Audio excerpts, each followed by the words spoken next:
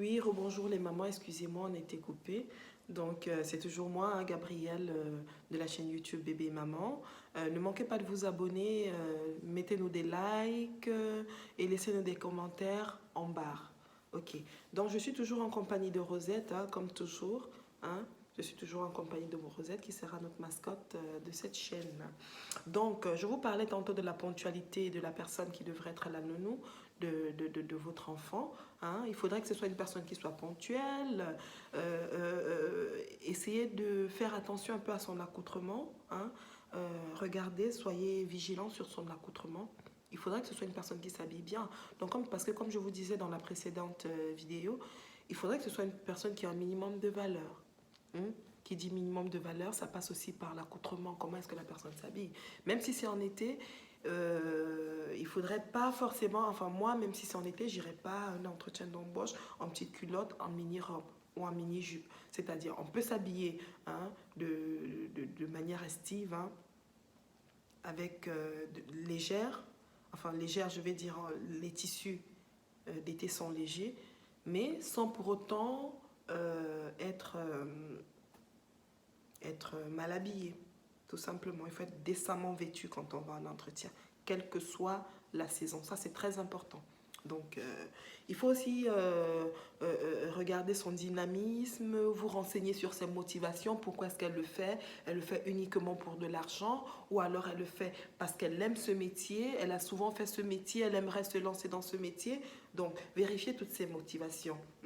Vérifiez sa capacité à proposer des activités ludiques à l'enfant. C'est-à-dire, vous n'allez pas prendre une personne qui va venir s'installer dans votre canapé avec votre enfant à côté et allumer la télé et voilà, regarder la télé pendant 6 heures de temps, pendant 4 heures de temps, même si ce n'est que 2 heures de temps. Il faudrait que ce soit une personne qui, un minimum, interagisse avec l'enfant. Il faudrait que ce soit une personne qui, un minimum, puisse échanger avec l'enfant. Hein. Donc, d'où la proposition des activités ludiques, des activités d'éveil aussi et des activités moteurs si c'est encore un enfant en tout bas âge. Je vais dire les premiers mois de sa vie. Donc, les activités moteurs à partir de 3 mois, 6 mois. C'est très intéressant pour un enfant, pour son développement.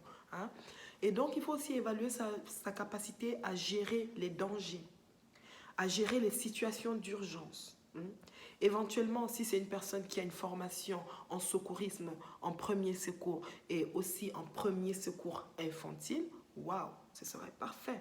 Parce que imaginez peut-être que votre enfant convulse ou alors que votre enfant se fasse mal avec une pointe, avec quelque chose. Il faudrait que ce soit une personne qui anticipe déjà, donc de ne pas, d'éviter que l'enfant arrive jusque-là et que ce soit aussi une personne qui, voilà, qui a la capacité de réagir très vite. Hein, dans des situations d'urgence. Que ce soit pas une personne qui regarde que ah mais maintenant qu'est-ce qu'il faudra faire. Hein? Déjà il faut anticiper pour ne pas arriver à la situation.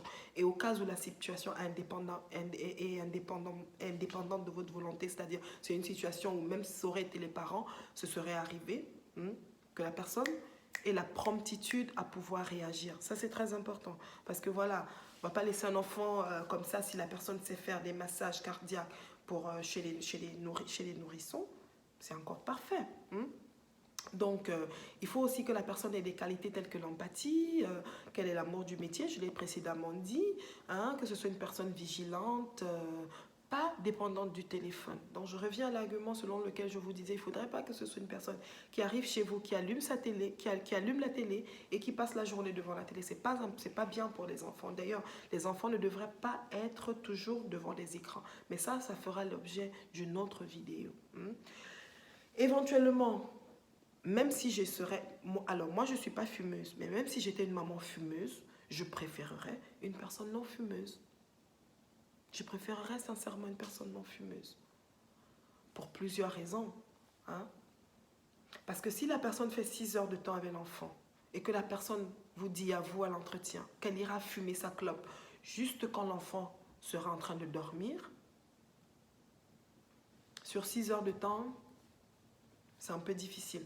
Ou alors peut-être la personne, juste avant d'arriver au boulot, aura fumé 2 minutes avant, aura encore l'odeur de la cigarette sur elle, aura encore l'odeur de la nicotine sur elle. Et je ne pense pas que ce soit l'une des substances auxquelles on aimerait qu'un enfant, encore en voie de...